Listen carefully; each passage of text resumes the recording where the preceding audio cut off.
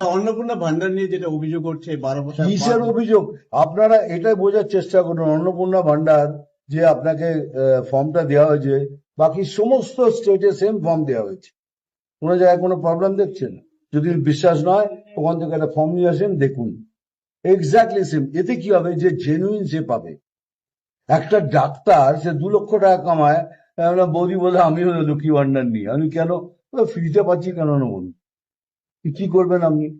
সেটা যদি একটা গরিব মানুষ পায় সেটা ভালো হবে না? তাই তো হবে কি হবে না বলুন? হবে তো। তো আমরা চাই যারা জেনুইন তারা পাক। সবাই পেত। ফিল্টার করা, দেখুন আগে উনি যেটা করেছেন উনি ভোট নেওয়ার জন্য করেছেন, উনি লোকের ভালো করার জন্য করেননি। তা নাহলে এসব একটা ডাক্তারের বউ দিয়ে 1,500 টাকা নিত না।